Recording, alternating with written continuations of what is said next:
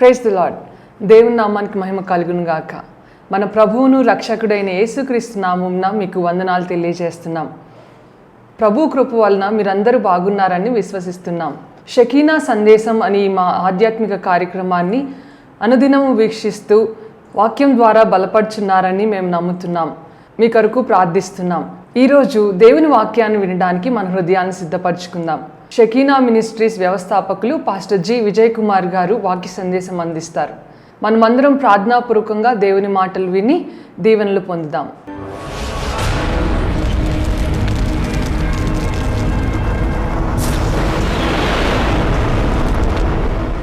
ఒక చిన్న మాట మీకు జ్ఞాపకం చేస్తా సందర్భాన్ని. ఒక యవనస్తుడు తన ఇంట్లో సెలవులకు వచ్చాడు మిలిటరీ నుండి. సడన్గా ఫోన్ వచ్చింది. ఆ ఫోన్ కాల్ ఏమొచ్చిందంటే, యుద్ధం స్టార్ట్ అయింది, దయచేసి వెంటనే బయలుదేరండి, స్టార్ట్ ఇమీడియట్లీ.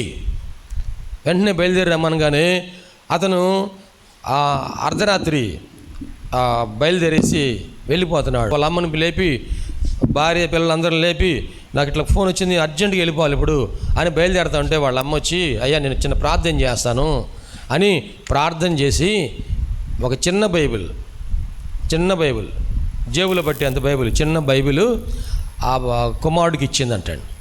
ఆ బైబిల్ తీసుకొని జేబులో పెట్టుకొని యుద్ధానికి వెళ్ళేటప్పుడు ఎవరికైనా సరే భయం ఉంటుందా ఉండదా? యుద్ధానికి వెళ్తున్నామంటే అర్థం ఏంటి? పెళ్ళికి వెళ్తున్నామని కాదు. యుద్ధానికి వెళ్తున్నామంటే అర్థం ఏంటి?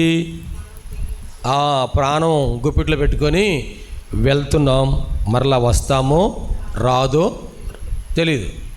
అటువంటి పరిస్థితుల్లో వెళ్తున్నటువంటి సమయంలో మనసులో ప్రార్థన చేసుకుంటూ వెళ్ళాడు. ప్రభువా, నేను మరలా ఇంటికి వచ్చి నేను మా కుటుంబంతో కలిసి ఆరాధించాలి, మా మందిరంలో సాక్ష్యము చెప్పాలి ప్రభువా. వెళ్ళాడు. యుద్ధం జరుగుతూ ఉంది భీకరంగా. ఒక రోజున ఆ యుద్ధంలో శత్రువులు ఎదురయ్యారు. అతను యుద్ధంలో ఉన్నప్పుడు ఎదురున్న శత్రువులు బుల్లెట్ పేల్చినప్పుడు, గన్ పేల్చినప్పుడు బుల్లెట్ వచ్చి నేరుగా వచ్చి అతని ఛాతీకి తగిలిందండి. ఎప్పుడైతే అది ఛాతీ దగ్గరకు వచ్చిందో, దూర ప్రాంతం నుంచి రావడం వలన ఈ ఛాతీ తగిలినప్పుడు ఈ జేబులో ఏముంది? ఈ బైబిల్కి తగిలింది. ఈ బైబిల్ తగలంగానే అది లోపలికి వెళ్ళకుండా అంతవరకు బైబిల్ లోపల వరకు వెళ్ళి ఆగిపోయింది. అతను అప్పుడు చూసుకున్నాడు, బైబిల్ తీసి చూస్తే బైబిల్లో లోపల అది ఎక్కడ దాకా వెళ్ళిందా అంటే, ఇదిగో అక్కడ వాళ్ళమ్మ ప్రార్థన చేసి చెప్పినటువంటి దేవుని వాగ్దానం ఎక్కడుందో అంతవరకు పోయి ఆగిపోయిందట. దేవునికి మహిమ కలుగును గాక. ఆ వాక్యము, ఆ బైబిల్ అతన్ని కాపాడింది. ఒకవేళ ఆ బైబిల్ లేకపోతే ఏమయ్యేది? ఇంకొక అంగుళం లోపలికి వెళ్తే, గుండెల్లోకి వెళ్తే, ఒక అంగుళం గుండెలోకి వెళ్తే బ్రతికే అవకాశం ఉండిద్దా? అంటే ఒక శరీరాన్ని, ఒక ప్రాణాన్ని కాపాడినట్లుగానే దేవుని వాక్యం మన జీవితాలను కాపాడును గాక. ఈ సమయంలో మనం దేవుని వాక్యాన్ని ధ్యానం చేసుకుందాం.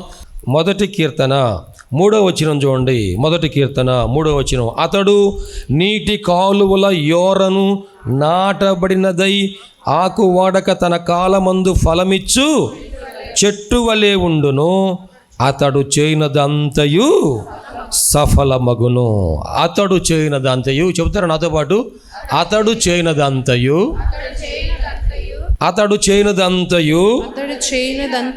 సఫలమగును.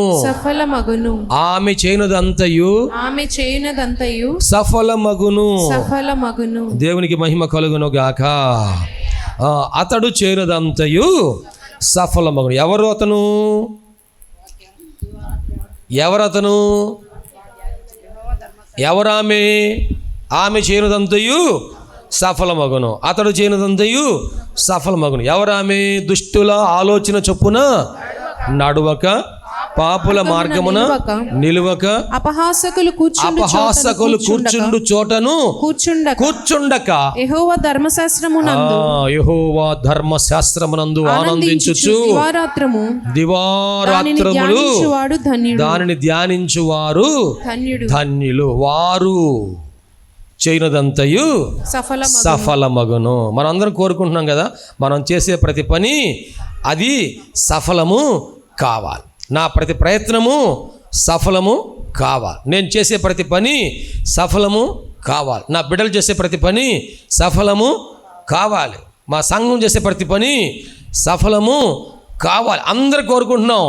అయితే అది సఫలం కావాలంటే ఏం చేయాలి? ఈరోజు మనం కొన్ని విషయాలు లేఖన భాగంలో నుంచి ధ్యానం చేసుకుందామండి. ఇక్కడ అతడు ఎలాగుంటాడంటే నీటి కాలువల ఓరను అంటే అర్థం ఒడ్డున. ఓరను అంటే ఒడ్డున, కాలువ ఒడ్డున నాటబడిన చెట్టు వలె. ఆ కాలువ ఒడ్డున ఉన్న చెట్టు ఎలా ఉంటుందంటే అండి, ఆకు వాడక తన కాలమందు ఫలమిచ్చు చెట్టు. అది ఆకు వాడదు, తన కాలములో అది ఫలమిస్తుంది. ఇప్పుడు దేవుని బిడ్డలారా, ఈ చెట్టు కాలువ ఒడ్డున ఉందంటే, కాలువ ఒడ్డున ఉందంటే అర్థం ఏంటంటే నీటి ఒడ్డున ఉన్నది. కాలువలో ఏం ప్రవహిస్తున్నది? నీరు ప్రవహిస్తుంది. ఈ నీరు ప్రవహిస్తుంది కనుక వేసవి కాలంలో కూడా ఈ నీరు ఒకవేళ ఆగిపోయినా లోపల భూమిలో ఆ నీరు ఉంటుంది. ఆ నీరు భూమిలో లోపల ఎక్కడో ఉన్న నీటిని కూడాను ఆ వేర్లు అవి స్వీకరిస్తాయి. దేవుని బిడ్డలారా, మనము కూడాను ఎలాగుండాలంటే నీటి ఒడ్డున, కాలువ ఒడ్డున, చెరువు ఒడ్డున, నీటి ఒడ్డున ఉన్న చెట్టులాగా నీరు అందుబాటులో ఉండాలి. వాక్యం ఎల్లప్పుడూ కూడా మనకి అందుబాటులో ఉండాలి. ఆదివారం ఇక్కడ వాక్యం వినిపించబడుతుంది, బుధవారం ఇక్కడ వాక్యం వినిపించబడుతుంది, అలాగనే శనివారం ఇక్కడ వాక్యం వినిపించబడుతుంది, మరలా నెలకి 3 రోజులు ఇక్కడ ఉపవాస ప్రార్థనలు. ఇవన్నీ కూడా ఎందుకోసం అంటే మనకు దేవుని వాక్యాన్ని అధికముగా మనకు అందించుట కోసమే. దేవునికి మహిమ కలుగును గాక. హల్లెలూయా. ఎప్పుడైతే ఈ మొక్కకి సరిపోయినంత నీళ్లు ఉంటాయో, ఈ చెట్టుకి సరిపోయినంత నీళ్ళు ఉంటాయో, గమనించారా? ఒక విత్తనం వేసాము, ఆ విత్తనము ఎక్కడ మొలుస్తుంది అంటే నీటి వాసన ఉన్న చోటనే. దేవునికి మహిమ కలుగును గాక. కొన్ని చోట్ల తొలకరి వర్షం కోసం ఎదురు చూస్తూ ఉన్న సమయంలో వర్షం పడిందిలే అని చెప్పేసి విత్తనాలు నాటుతారు. ఇక ఆ తర్వాత వర్షమే ఉండదు. పేపర్ చూస్తే ఏముందంటే ముఖం చాటేసిన ఋతుపవనాలు. ఏదంటే అండి, ఋతుపవనాలు ఏం చేసినాయంట? ముఖం చాటేసినాయంట. అమ్మ, ఇప్పుడు ఏమైంది? నేలలో నాటిన విత్తనాలు మొలకెత్తియా, కుళ్ళిపోతాయా? నీళ్ళుంటేనేమో మొలకెత్తుతి, నీళ్ళు లేకపోతే మొలకెత్తవు. దేవుని వాక్యం కూడా మన హృదయంలో ఉంటే మనం పచ్చగా ఎదుగుతాం. చూడండి, ఈ మొక్క వచ్చిన తర్వాత దాన్ని మనం ఏమంటాం? మొక్క వచ్చిందండి అంటాం. ఈ మొక్క పెరిగిన తర్వాత ఏమైంది? మొక్క పెరిగిన తర్వాత చెట్టు అయిందండి అంటాం కదా. ఆ చెట్టు పెరిగిన తర్వాత ఏమైంది? వృక్షం అయిందండి. దేవునికి మహిమ కలుగును గాక. బిడ్డ పుట్టంగానే శిశువు పుట్టారు అంటారు కదా. పుట్టిన శిశువు పెరిగితే బాలుడు బాలిక పెరుగుతూ ఉంది, పాప బాబు కదా. ఆ తర్వాత యవనస్తురాలు, ఆ తర్వాత వృద్ధురాలు. స్టెప్ బై స్టెప్ ఎదుగుతూ ఉంటారు. దేవునికి మహిమ కలుగును గాక. అతడు చేయనిదంతయు సఫలమగునంటే ఏం పని చేసినా సఫలమైద్దా? వాక్యములో ఉన్నవారు ఏ పని చేస్తారంటే, మీరు నా యందును నా మాటలు మీ యందును నిలిచి ఉన్న ఎడలా. దేవునికి స్తోత్రం. ఆయన మాటలు ఎవరి దగ్గర ఉండాలి? మనలో ఉండాలి. మనం ఎక్కడ ఉండాలి? ఆయన మాటలో ఉండాలి. ఆయన వాక్యములో మన జీవితము ప్రతిష్ఠించబడును గాక. నీ వాక్యమే సత్యము, సత్యములో వీరిని ప్రతిష్ఠించు తండ్రి అని ఆయన మన కోసం ప్రార్థన చేశారు. కాబట్టి మనను దేవుడు ఏం చేశాడంట? వాక్యములో ప్రతిష్ఠించాడు. ఇప్పుడు మనం ఎక్కడున్నామంటే వాక్యములో ఉన్నాం. రక్షణ పొందిన మనందరం కూడాను, ప్రభు నమ్మిన మనమందరం కూడాను, ఆయన సహవాసంలో ఉన్న మనమందరం కూడా, ఆయన సన్నిధిలో స్థిరపరచబడిన మనమందరం కూడా ఆయన వాక్యములో, ఆయన సత్యములో మనం ప్రతిష్ఠించబడి ఆయనలో నిలిచి ఉన్నాం గనక వారు చేయనదంతయు సఫలమగును. ఒకవేళ మనము ఆ వాక్యములో ప్రతిష్ఠించబడకపోతే మన శరీర సంబంధమైన వాటిని మనం దేవుని అడుగుతాం. కానీ వాక్యములో ప్రతిష్ఠించబడితే వాక్యానుసారంగానే, దేవుని చిత్తానుసారంగానే, ఆత్మ నడింపు ప్రకారంగానే దేవుణ్ణి మనం అడుగుతాం. అవన్నీ కూడా ఆయన మనకు అనుగ్రహించి సఫలపరచి దీవించను గాక. ఆమేన్. మన జీవితంలో ఆయన సఫలపరచాలని కోరుకునేది ఏమిటో కొన్ని విషయాలు మీకు జ్ఞాపకం చేయాలని ఆశపడుతూ ఉన్నాను. 145వ కీర్తన 19వ వచనం చూడండి. తన యందు భయభక్తులు గలవారి కోరిక, తన యందు భయభక్తులు గలవారి కోరిక ఆయన నెరవేర్చును. ఆయన నెరవేర్చును. తన యందు భయభక్తులు గలవారి కోరిక ఆయన సఫలపరచును గాక. దేవుని యందు భయభక్తులు కలిగిన వారి కోరికను ఆయన నెరవేరుస్తాడు. ఏ రకంగానే సరే ఆయన నెరవేరుస్తాడు. దేవుని యందు భయభక్తులు కలిగిన మనము ఆయన యందు నిజముగా భయభక్తులు కలిగి ఉన్నామా లేదా ఒకసారి జ్ఞాపకం చేసుకుందాం. మనము ఆయన యందు భయభక్తులు కలిగి ఉంటే మన కోరికలు ఏం చేస్తాడంటే దేవుడు నెరవేరుస్తాడు. ఇప్పుడు భయభక్తులు కలిగి ఉన్న వారి కోరికలు ఏముంటాయి? ఏమండి, దేవుని యందు భయభక్తులు కలిగిన వారి కోరికలు, భయభక్తులు లేని వారి కోరికలు వ్యత్యాసంగా ఉంటాయా, ఉండవా? ఎస్ఆర్నో? దేవుని యందు భయభక్తులు కలిగిన వారి కోరికలు, భయభక్తులు లేని వారి కోరికలు ఒక రకంగా ఉంటాయా? ఉండవు. భయభక్తులు కలిగిన వారి కోరికలు ఒక రకంగా ఉంటాయి, భయభక్తులు లేని వారి కోరికలు మరో రకంగా ఉంటాయి కదా. ఇప్పుడు మీ కోరికలు ఏమున్నాయో ఒకసారి ఆలోచన చేసుకోండి. మీ మనసులో ఉన్న కోరికలు ఏమున్నాయో వాక్యానుసారంగానే ఉన్నాయా? మీరు అడుగుచున్నారు కానీ, ఎవరు రాసింది ఈ మాటలు? యాకోబు రాశాడు కదా. యాకోబు రాసిన పత్రికలో 4వ అధ్యాయము చూడండి దయచేసి. మీరు దురుద్దేశ్యముతో అడుగుతున్నారు అన్నాడు. ఏ ఉద్దేశం అంటున్నది? దురుద్దేశముతో మీరు అడుగుచున్నారు గనుక మీకేమియు దొరకటం లేదు. చూడండి అక్కడ దయచేసి. మీరు అడిగిన మీ భోగముల నిమిత్తం చదవనమ్మా. 4వ అధ్యాయం 3వ వచనంలో మీరు అడిగినను మీ భోగముల నిమిత్తము వినియోగించుటకై దురుద్దేశముతో అడుగుదురు గనుక మీకేమియు దొరకట్లేదు. మీరు అడుగుతున్నారు. మత్తయి సువార్త 7వ అధ్యాయం 7వ వచనంలో చదవద్దు కానీ అక్కడ ఏం రాయబడింది? అడుగుడి మీకు ఇయ్యబడును, వెదకుడి మీకు దొరుకును, తట్టుడి మీకు తీయబడును. ఇప్పుడు మన కోరికలు ఏంటి? ఒక ఆయన చెప్పాడు, మన సమస్యలన్నిటికీ మూల కారణం మన కోరికలే అన్నాడు. అందుకని అసలు కోరికలే ఉండొద్దు అన్నాడు. కోరిక లేకుండా మనిషి పొద్దుతాడా? శరణం గచ్ఛామి, కోరిక వద్దు అంటే కోరిక లేకుండా మనం ఉంటామా? అసలు ఇక్కడ మందిరంలో కూర్చోగానే మన కోరిక ఏంది?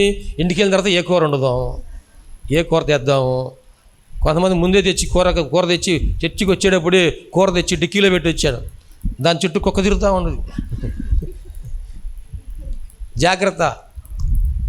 నీ కోరికలు కొన్ని ఉన్నాయి. కోరిక లేని మానవుడు అంటూ ఎవరు లేరు. ఈ కోరికలు ఏం కోరికలు ఉండాలి, ఏం కోరికలు ఉండకూడదు? నీ కోరిక ఆయన సిద్ధింపు చేయనుగాక. ఏ కోరిక సిద్ధింపు చేయనుగాక? దేవుడు అన్నాడంట, నీకు నేను కోరుకున్నదల్లా నెరవేరుస్తాను. పొరుగువానికి ఏం కావాలనో కోరుకోవయ్యా అంటే, పొరుగువానికి ఏమో తక్కువ కోరుకున్నా అంటే ఆయనకేమో ఎక్కువ కోరుకున్నాడంట. దేవుడు అన్నట్ట, కాదు, నీ పొరుగువానికి ఎక్కువ కావాలని కోరుకో, అప్పుడు నీకు కోరుకున్నవన్నీ సఫలమవుతాయి అంటే, అప్పుడు ఈయనకి ఒక దుష్ట ఆలోచన వచ్చిందంట. ఒక దుష్ట కోరిక వచ్చిందంట. ఏమని? దేవా, నాకున్న 2 కళ్ళలో ఒక కన్ను తీసేయా అన్నాడంట. అప్పుడు ఎదుటి వాడికి ఏం చేయాలి? 2 కళ్ళు తీసేయాలంట. నీ కోరిక ఏమిటి? దేవుడు దావీదు యొక్క హృదయ కోరికను సఫలం చేశాడు. దావీదు అన్నాడు, ప్రభువా 21వ కీర్తన 2వ వచనం చూడండి. అతని మనోభీష్టము సఫలము చేయుచున్నావు. నీవు సఫలము చేయుచున్నావు. అతని పెదవులలో నుండి వచ్చిన ప్రార్థన నీవు మానక అంగీకరించుచున్నావు. ఎవరు ప్రార్థన చేస్తున్నారు? ఈ ప్రార్థన ఎవరు రాశారు? ఈ కీర్తన 21వ కీర్తన. దావీదు అంటున్నాడు, దేవా, రాజు నీ బలమును బట్టి సంతోషించుచున్నాడు. ఎవరి బలం బట్టి? ఎవరి బలం బట్టి అండి? వింటున్నారా? మనం ఎవరి బలాన్ని బట్టి సంతోషించాలి? చాలామంది మనము ఏం చూసుకుంటున్నామంటే, నా బలం ఎంత? ఏమనుకుంటున్నారండి? నా బలం ఎంత? నా ఆర్థిక బలం ఎంత? ఏమండి? నాకున్న డబ్బులు ఎంత? నా ఆస్తి ఎంత? నా సంపాదన ఎంత? నాకున్న అండబలం, నాకున్న కండబలం, నాకున్న కొండబలం, ఈ చాలా బలాలు ఆలోచన చేస్తూ ఉన్నారు. నేను ఫోన్ చేస్తే ఎంతమంది వస్తారో తెలుసా? తెలియదు కదా, అనుకుంటా ఉంటారు కొంతమంది నేను నేను నేను అని. నేను కరోనా ఉన్నప్పుడు ఎంతమంది వచ్చారు ఏమండి? నేను విజిలేస్తే వస్తారు, నేను ఫోన్ చేస్తే వస్తారు, నేను సైగ చేస్తే వస్తారు. చాలామంది డైలాగ్ చెబుతుంటారు కదా, సినిమా డైలాగ్ కాదు చెప్పడానికి. దావీదు అంటున్నాడు, నా బలం బట్టి కాదయ్యా, నా సైన్యం బలం బట్టి కాదు, నాకున్న ఆయుధాల బలం బట్టి కాదు, నీ బలమును బట్టి రా దేవా, ఇదిగో నీ బలమును బట్టి నేను ఇదిగో ఈ రాజు ఎంతో హర్షించుచున్నాడు. దేవునికి మహిమ కలుగును గాక.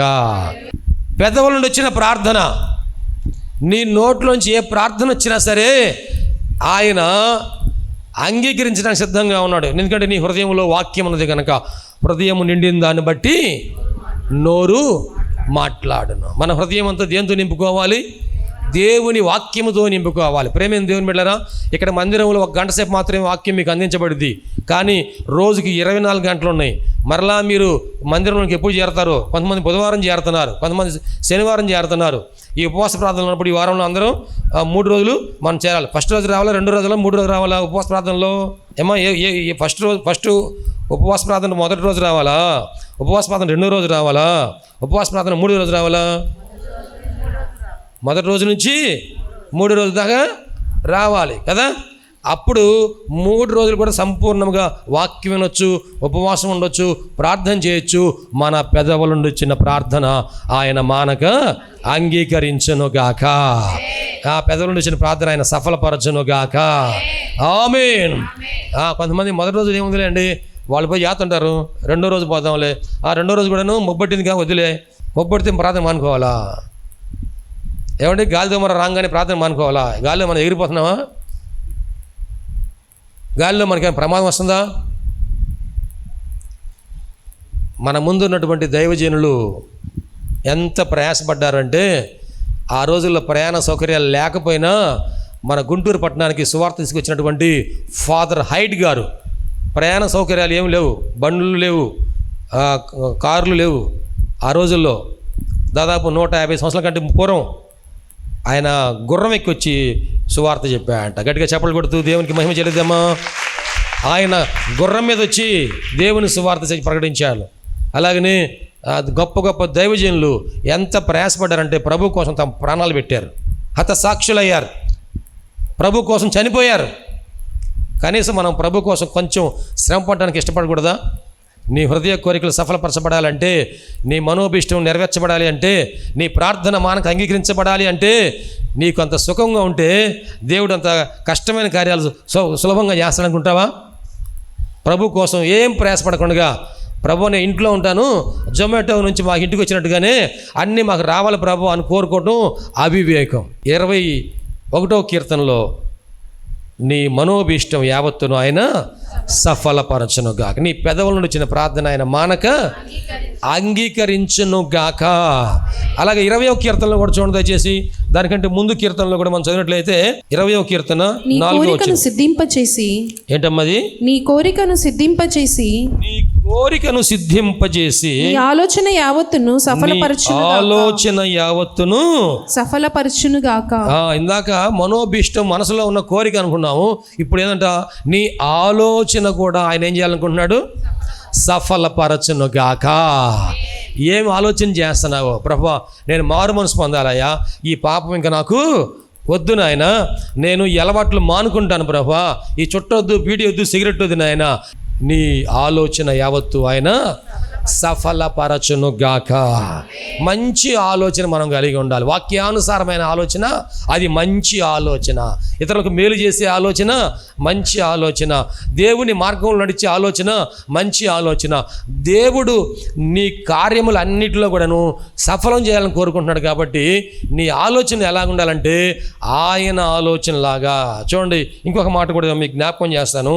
ఆయన మన ఆలోచనలు మాత్రమే కాదు కానీ ఇంకా మన ఉద్దేశాలు కూడాను మన ఉద్దేశములన్నిటినీ కూడాను ఆయన సఫలము చేసే దేవుడై ఉన్నాడు. అపోస్తల కార్యముల గ్రంథములో 22వ వచనం నుండి తరువాత ఆ. అతనిని తొలగించి ఆ. దావీదును వారికి రాజుగా ఏర్పరచెను. ఆ. మరియు ఆయన ఆ. నేను యెష్షయి కుమారుడైన దావీదును కనుగొంటిని. నేను దావీదును కనుగొంటిని, అతడు నా ఇష్టానుసారుడైన అతడు నా మనుష్యుడు. ఇష్టానుసారుడైన మనుష్యుడు, అతడు నా ఉద్దేశములన్నీయు అతడు నా ఉద్దేశములన్నీ నెరవేర్చునని చెప్పి నెరవేర్చునని చెప్పి అతనిని గూర్చి సాక్ష్యం ఇచ్చాను. అతనిని గురించి, ఎవరిని గురించి? దావీదు ఎటువంటి వాడంటే అండి, నా ఉద్దేశములు, ఎవరి ఉద్దేశాలు? దేవుని ఉద్దేశాలన్నీ కూడాను నెరవేర్చేవాడుగా ఉన్నాడు. మనము మన ఉద్దేశాల కోసమే పరుగులు తీస్తున్నామేమో. మనకు కొన్ని ఆలోచనలు వస్తున్నాయి, మనకు కొన్ని ప్రేరేపణలు వస్తున్నాయి. ఇటువైపు చూడండి ఒకసారి. మనకు ఆలోచన ఎక్కడి నుంచి వస్తుంది? ఒకటి, మన మనసులో నుండి వస్తుంది ఒక ఆలోచన. రెండవది, మన ఆలోచన ఇది ఒక మంచి ఆశ. ఇంకొకటి, సైతాన్ నుంచి వస్తుంది ఇంకొక ఆలోచన, అది దురాశ. ఇంకొకటి, పరిశుద్ధాత్మ ద్వారా వచ్చే ఆలోచన, మనకి ఒక మంచి ఆలోచన, ఒక ప్రేరేపణ వస్తూ ఉంది. ఆ ప్రేరేపణ మనం గమనించాలి. మన మనసులో నుండి వస్తుందా? సైతానులో నుంచి వస్తుందా? పరిశుద్ధాత్మ దేవుని నుంచి వస్తుందా? అననీయ సప్పీరా వారిరువురికి ఒక మంచి ఆలోచన వచ్చింది. ఏమనుకున్నారు? మనమిద్దరం కూడాను మనకు కలిగింది అమ్మేసి ఎవరికి ఇద్దాం? దేవునికి ఇద్దాం. అపోస్తలు సేవకులకు ఇద్దాం. ఆదిమ అపోస్తలు, ఆదిమ సంఘము ఎంతో బలమైన గొప్ప పరిచర్య ఈ భూమి మీద జరిగించారు. అటువంటి పరిచర్య మరలా ఇప్పుడు కనపట్టలేదు. ఎందుకు అప్పుడు అలా జరిగింది, ఇప్పుడు ఎందుకు అలా జరగటం లేదు? ఆలోచన చేయండి. వారు ఏం చేశారంటండి, తమకు కలిగిన స్థిర చరాస్తులు అన్నిటినీ కూడాను అమ్మివేసి అపోస్తలుల పాదముల యొద్ద పెట్టిరి అని రాయబడి ఒక ఆలోచన వచ్చింది. మంచి ఆలోచన ఇది. పరిశుద్ధాత్మ దేవుడి ప్రేరేపణ, వారి మనసులో కలిగిన ఆలోచన బాగానే ఉన్నాయి రెండు. ఎప్పుడైతే అమ్మేశారో ఇప్పుడు ఇంకొక ఆలోచన వచ్చింది. ఎవరి దగ్గర నుంచి వచ్చింది ఈ ఆలోచన? సైతాన్ దగ్గర నుంచి వచ్చింది. ఏం ఆలోచన వచ్చింది? వారు అమ్మిన దానిలో, దేవునికి ఇవ్వాలనుకున్న దానిలో కొంత దాచుకొని కొంత తీసుకొచ్చి అపోస్తలుల పాదముల యొద్ద పెట్టిరి.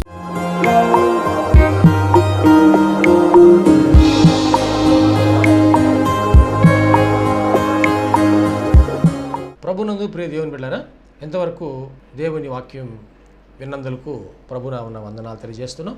మనం అందరం ప్రార్థనలో ఏకీపిద్దాం. తలలు వంచి కనులు మూసుకొని ప్రార్థనలో ఏకీపిద్దామండి. ప్రార్థించుకుందాం. మహోన్నతుడైన దేవ, పరిశుద్ధుడైన మా ప్రభువా, నీ పరిశుద్ధమైన పాదములకు వందనాలు. ఇదిగో నాయనా, ఈ వాక్యము ద్వారా మాతో మీరు మాట్లాడినందుకు వందనాలు ప్రభా. అవును, నువ్వు సజీవుడైన దేవుడు అయ్యా, మాట్లాడే దేవుడవు ప్రభా. ఈ వాక్యం మా హృదయంలో పదిలిపరుచుకుంటూ సహాయం చేయండి. సంపూర్ణమైన మారు మనసు మాకు దయచేయండి. పాప క్షమాపణ అనుభవం మాకు దయచేయండి. రక్షణ ఆనందం మాకు దయచేయండి ప్రభువా. ఈ అనారోగ్యములు, బలహీనతలు, సమస్యలు, శోధనలు, సైతాను ఆటంకాలు అన్నీ కూడా యేసుక్రీస్తు నామములో తొలగించండి నాయన. పరిశుద్ధాత్మ దేవ, మీ కార్యం జరిగించండి అయ్యా. మీరు మాకు తోడుగా ఉండి దీవించండి. మమ్మల్ని, మా కుటుంబం జ్ఞాపకం చేసుకోండి. మా బిడ్డలు మీరు ఆశీర్వదించండి ప్రభువా. మా కుటుంబంలో రక్షణ ఆనందం సంపూర్ణంగా దయచేయండి. ఎటువంటి అవసరాలని మీకు తెలుసునైనా ప్రతి అవసరతలో కూడా మాకు సహాయం దయచేయండి. అన్ని విషయాలు కూడా మీరు దీవించండి. ఈ టీవీ ప్రోగ్రాం చూసిన ప్రతి ఒక్కరిని పేరు వరుసన మీరు దీవించి రక్షించి మీరు అక్కడ కొరకు సిద్ధపరచండి.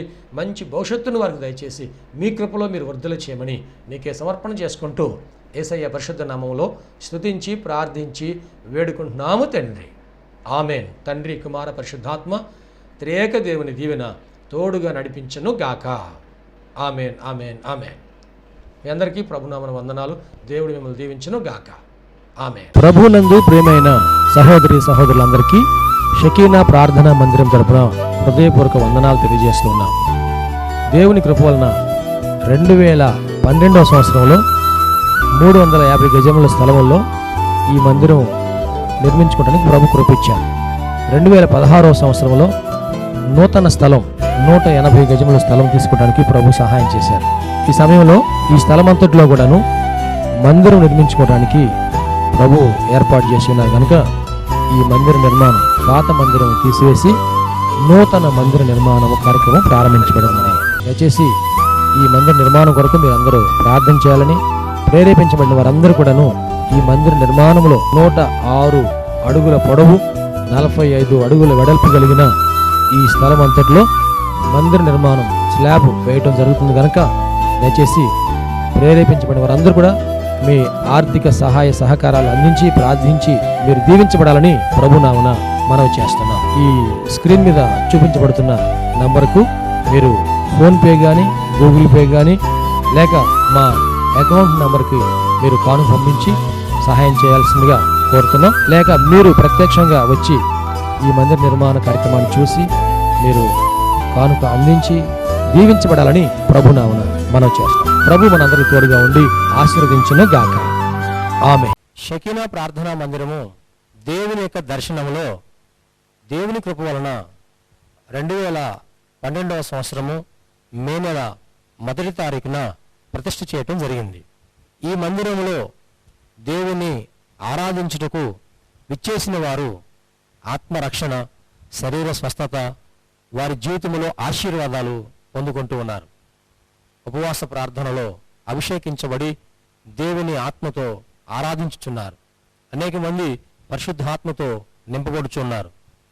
దురాత్మ బంధకములతో బంధించబడిన వారు సాతాను బంధకాల విడిపించబడి ఆశీర్వాదం పొందుతూ ఉన్నారు.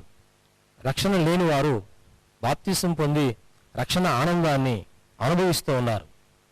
ఈ మందిరంలో చేయబడుచున్నటువంటి ఉపవాస ప్రార్థనలు, అభిషేక ఆరాధనలో అనేక మంది దీవించబడుతూ ఉన్నారు. ప్రియ స్నేహితులారా, మీరును సమస్యల్లో సతమతమవుతున్నారా? వ్యాధి బాధలతో పీడించబడుతున్నారా? నెమ్మది లేక బాధపడుతున్నారా? రండి, షకీనా ప్రార్థనా మందిరంలో ఆరాధనలో ఏకీభవించండి. ప్రభు మీకు సహాయం చేయగలరు. ప్రతి నెల 2వ శనివారము షకీనా ప్రార్థనా మందిరంలో సంపూర్ణ రాత్రి ఉపవాస ప్రార్థన ఏర్పాటు చేయబడింది. ఈ ఉపవాస ప్రార్థనలో అనేక మంది ఆత్మతో అభిషేకించబడుతున్నారు. అనేక మంది ఆత్మ వరములతో నింపబడుతున్నారు. దురాత్మ బంధకముల్లో ఉన్నవారు విడిపించబడుతున్నారు. దేవుని యొక్క ఆశీర్వాదాలు పొందుకుంటున్నారు. అనారోగ్యంతో ఉన్నవారు స్వస్థపరచబడుతూ ఉన్నారు. ఈ సందేశం మీకు ఆశీర్వాదకరంగా ఉందని నమ్ముచున్నాం. ఈ సందేశం ద్వారా మీరు పొందిన మేలులు మరియు మీ ప్రార్థన అవసరతలు మాతో తప్పక పంచుకొనగలరు. మా అడ్రస్ షకీనా ప్రార్థనా మందిరం, శారదా కాలనీ 32వ లైన్, రెడ్డిపాలెం రోడ్, గుంటూరు. మా ఫోన్ నంబర్స్ 9963242497, మరి ఒక నెంబర్ 8885539777. Praise the lord.